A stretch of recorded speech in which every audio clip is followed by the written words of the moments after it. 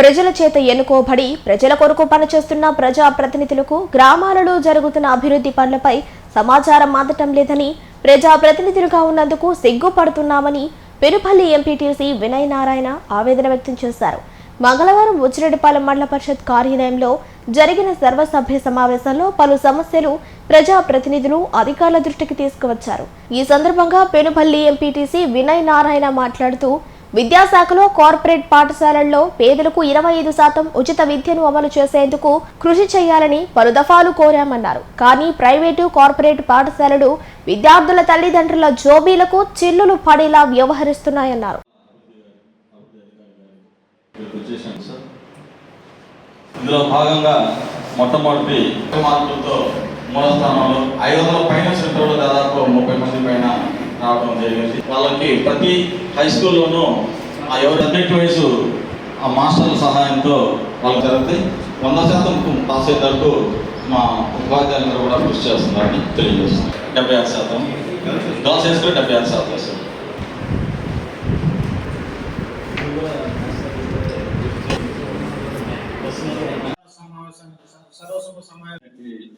వ్యవసాయాన్ని పెట్టున్నారు కాబట్టి ఖచ్చితంగా వ్యవసాయాన్ని ఆశిస్తున్నాం. అవి వాళ్ళు అనుకున్నట్టు ప్రతి రైతులకి మనం ఫైనాన్స్ పేరు ఇవ్వడానికి సెంట్రల్ గవర్నమెంట్ స్కీము ప్రతి ఒక్కరికి ఒక ఐడియా. ఈ జింకు, జిప్సము, సూక్ష్మ పోషకాలు అనేది రైతులకి చాలా అవసరం. తర్వాత వచ్చి ఇప్పుడు వచ్చే కొత్త వంగడాలు రైతులు వేలాభివృద్ధిగా చేస్తా ఉన్నారే కానీ అవి ఏ సీజన్ లో వేయాలా, ఏ టైంలో నార్లు పోయాలా, వర్షాభావ పరిస్థితులు ఎదుర్కొనే పంటలేంది, అవి కూడా కొంచెం రైతులకు అవగాహన కల్పించాలి సార్. తర్వాత రైతు 4 నెలలు కష్టపడి పంట పండిస్తే పురుగు మందులు పూర్తిగా దగా చేస్తా ఉన్నారు సార్. నకిలీ పురుగు మందులు అయితే రాజ్యం వెళ్తా ఉన్నాయి. పొటాష్ లో కల్తీ ఉంది. మొన్న ఒకసారి మనం చూస్తే ఇటుకరాయి పొడి పొటాష్ లో కలుపుతున్నారు. దానికి దీనికి రంగులో పెద్ద వ్యత్యాసం ఉండదు. అటువంటి వాటి మీద మాత్రం మీరు ఖచ్చితంగా చర్యలు తీసుకోవాలి సార్. తర్వాత రైతులు వీలైనంత వరకు చదువుకున్న వాళ్ళు చాలా మంది తక్కువ మంది ఉంటారు. ఏ మందు ఏ వ్యాధి కొట్టాలో కూడా తెలియదు సార్.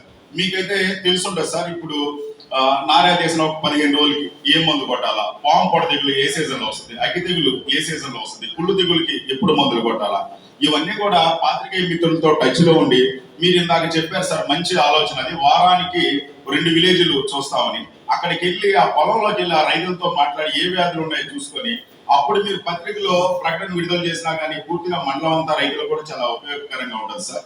ఇప్పుడు 1638 కానీ 733 కానీ ఎక్కువ వేస్తా ఉన్నారు. ఇంకొక వెరైటీ ఒకటి వచ్చింది సార్, KNM లోనే 12368 అనుకుంటాను సార్. అది కూడా కొత్తగా వేస్తున్నారు. తర్వాత వాటి వల్ల ప్రతికూల పరిస్థితుల్లో తట్టుకుంటుందా లేదా, అందులో రేపు వరి పడిపోయే పరిస్థితి ఉంది సార్. ఎక్కువగా ఎదిగి మనం ఎక్కువ పిండి వేయడం వల్ల ఆ విషయాల్లో కూడా ఖచ్చితంగా మీరు ఒక రైతుల్ని మోటివేట్ చేయాల్సిన అవసరం కూడా ఉంది. ఈ పవర్ స్ప్రేయర్లు కూడా పుచ్చి మండలానికి నాకు తెలిసి ఇచ్చి అందరికీ కూడా ఒక 7-8 సంవత్సరాలు ఏంటి సార్. పవర్ స్ప్రేయర్లు అయితే నీడ్ ఉంది. మీరు ఒకసారి జేడీ గారితో కూడా మాట్లాడి మా మండలానికి కొంచెం ఎక్కువ అవసరం ఉందని చెప్పి పవర్ స్ప్రేయర్లు అయితే మినిమం ప్రతి రైతుకి అయితే అవసరం ఉంది. కొన్న 25,000 30,000 పెట్టి కొన్న ఈ సంవత్సరం 2 సంవత్సరాలు కూడా పనిచేయట్లే. అంత పెట్టి కొనలేని పరిస్థితుల్లో ఉన్నారు. ఈ ట్రాక్టర్ ఇంప్లిమెంట్స్ కానీ ఇవి కూడా ఎక్కువ మొత్తంలో మన మండలానికి వచ్చేటట్టు చూడాల్సిందిగా మీకు విజ్ఞప్తి చేస్తా ఉన్నాం సార్. తర్వాత వచ్చి ఈ ఇత్తనాల ఒడ్లు కూడా నకిలీ ఇత్తనాల ఒడ్లు వచ్చే అవకాశం కూడా ఉంది. వేసిన దాని వల్ల దిగుబడి తగ్గిపోవడం, రకరకాల వ్యాధులు రావడం, లేదు 4 నెలలకు కోతలు కావాల్సిన పంట 5 నెలలకు వచ్చినా కానీ రాకమున్న ఇక్కడ విడలూరు మండలంలో అనుకుంటారు సార్, 5.5 నెలలైన కోతలు రాకపోవడంతో ఆ రైతు దున్నేయడం జరిగింది. ఇటువంటివి కూడా జరుగుతాయి. ఇత్తనాల ఒడ్లు కూడా మీరు ఖచ్చితంగా చెక్ చేయాలా. తర్వాత మొన్న చిన్న ఇబ్బంది జరిగింది సార్. ఈ క్రాప్ నమోదు అనేది పర్టికులర్ గా రైతు దగ్గరికి విలేజ్ అగ్రికల్చర్ అసిస్టెంట్ వెళ్ళి చేయాలి సార్. వీళ్ళు ఫోన్ లో కనుక్కోవడం, వాళ్ళకి సరిగ్గా అవగాహన లేక KNM అని 1638 అని చెప్పి 733 చెప్తే ఇది ఈ క్రాప్ లో నమోదు అవుతుంది సార్. రేపు వరి కోత కోసేటప్పుడు మనం RSKలకి ఒడ్లు తోలాలి సార్, CMR గవర్నమెంట్ కి. అప్పుడు వీళ్ళ KYC లో ఈ క్రాప్ నమోదులో మాత్రం 1638 అని చూపిస్తుంది. ఇతను వాస్తవం వేసిన పంట వచ్చి 733 రకం ఉంటుంది సార్. అక్కడ కొంచెం టెక్నికల్ మిస్టేక్ అయ్యి మొన్న కొన్ని ఇబ్బందులు అయ్యి తర్వాత మన అగ్రికల్చర్ అధికారి గారి దగ్గర నుండి దాన్ని సాల్వ్ చేయడం కూడా జరిగింది. ఈసారి అటువంటి ఇబ్బందులు మాత్రం తలెత్తకుండా చూడండి సార్. ఈసారి రేట్లు కూడా చాలా తక్కువ ఉండే అవకాశం ఉంది. కాబట్టి మీరు బాగా గమనించి పర్టికులర్ గా ఏ పంట నారు పోస్తున్నారో ఆ పంట మాత్రమే ఈ క్రాప్ లో నమోదయ్యేట్టు ఒకసారి మీ అగ్రికల్చర్ అసిస్టెంట్ ని సూచన చేయవలసిందిగా కోరుకుంటా ఉన్నాం సార్. లేడీ ఆవిడకి ఏం చెప్పేది, బిల్లుల విషయానికి వస్తే ఒక అథారిటీస్ పంపించేది, స్ట్రెస్ చేసేది, సంతకాలు పెట్టండి. ఇవి ఇచ్చినట్టుంటే మాకు కొత్తగా ఎనర్జీస్ అసిస్టెంట్ ఒక అతను ఉన్నాడు. అతను రౌడీజం అని చెప్పచ్చు ఒక మాటకు వస్తే. ఏదో గవర్నమెంట్ అథారిటీ ఏదో ఒక జాబ్ ఇచ్చింది అని కాకుండా నాకు ఇరిగేషన్ మీద నేను ఇన్ఛార్జ్ని, ఏ పనులు పడితే ఆ పనులు చేయొచ్చు, అలా ప్రతి ఒక్క దాంట్లో ఇన్వాల్వ్ అవుతున్నాడు. రీసెంట్ గా మేము డెవలప్మెంట్ ప్రోగ్రామ్ లో మేము ఇండిపెండెంట్ గా గెలిచామండి. పార్టీస్ తో సంబంధం లేకుండా ఒక ఎడ్యుకేటెడ్ ఇద్దరు హస్బెండ్ అండ్ వైఫ్ ఇద్దరు ఎడ్యుకేటెడ్ కాబట్టి ఊరికి మంచి చేయాలని నిలబడ్డాము, గెలిచాము. ఊరికి మంచి పనులు చేయాలని. దీంట్లో భాగంగా ప్రజల కోరిక మేరకు మేము హిందూ కస్టమ్ సైట్స్ రైట్స్ ప్రకారంగా ఇరిగేషన్ కెనాల్ దగ్గర మేము పూర్వీకుల కాలం నుంచి చేసుకుంటున్నామండి, కర్మకాండలు అలాంటివి. ఇంకా ప్రజల కోరికల మేరకు మేము అక్కడ ఒక 4 పిల్లర్ మండపం లాగా ఒకటి కట్టించాం. ఆ మండపం కట్టిస్తే వాళ్ళకి ప్రాబ్లం ఏంటి, ఏమైనా ప్రాబ్లం ఉంటే ఇరిగేషన్ డిపార్ట్మెంట్ రావాలి. వచ్చారు, చూశారు, ఓకే మేము కట్టుకుంటున్నామండి, ఓకే. వాళ్ళు ఎవరో వచ్చి తోసేయడం ఏంటి, మాకు అస్సలు అర్థం కావట్లేదండి. ఇలాంటి డామినేషన్ అనేది మెయిన్లీ లేడీస్ సర్పంచ్ అసలు డామినేషన్ అనేది మెయిన్లీ రెస్పెక్ట్ అనేది కూడా లేదు. బాలు శ్రీనివాసులు అలాగే ఇంకా నలుగురుతో వైసీపీ నాయకులు సార్ అప్పుడే మాట.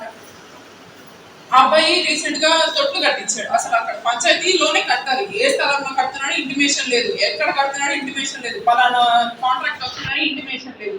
ఎవరికి నచ్చినట్టు వాళ్ళు చేసుకుంటున్నారు.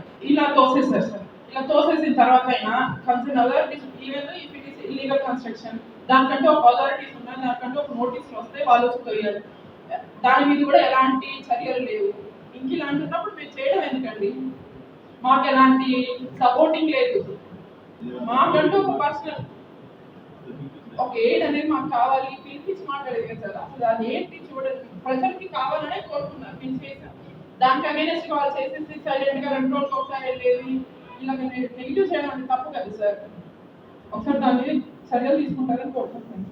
అమలు జరుగుతున్నటువంటి అన్ని ప్రభుత్వ విభాగాల ద్వారా జరుగుతున్నటువంటి కార్యక్రమాలన్నీ కూడా మండల ప్రజా పరిషత్ సరస్వత సమావేశంలో అందరూ సభ్యులు ఎంపీపీ గారి సమక్షంలో వారందరూ కూడా చేస్తున్న యాక్టివిటీస్ అన్నింటినీ కూడా చెప్పడం జరిగింది. భవిష్యత్తులో కూడా జరిగేటువంటి ప్రభుత్వ కార్యక్రమాలన్నింటినీ కూడా ఇందాక మన పెనుబలి ఎంపీటీసీ గారు చెప్పిన విధంగా మీకు తెలియకుండా జరగాలనేటువంటి ఉద్దేశం ఎవరికి ఉండదు. ఖచ్చితంగా ఈసారి జరిగినటువంటి పనులన్నింటినీ కూడా ఎంపీటీసీ గారికి, సర్పంచ్ గారి దృష్టికి, ఇద్దరు దృష్టికి కూడా తీసుకెళ్ళమని చెప్పని మా వైపు నుంచి అందరూ అధికారులకు కూడా ఆదేశాలు ఇస్తున్నాము. అదేవిధంగా పంచాయతీ కార్యదర్శులు కూడా గ్రామాల్లో జరుగుతుంటే ప్రతి పనిని కూడా మీ దగ్గర శాంక్షన్ అయినా లేకపోతే మండలంలో నుంచి శాంక్షన్ అయినా కూడా సమాచారం మాత్రం ఎంపీపీ గారికి, ఎంపీటీసీ గారికి, జెడ్పీటీసీ గారికి, సర్పంచ్ గారికి అందరూ కూడా తెలియపరచమని చెప్పని కోరుకుంటూ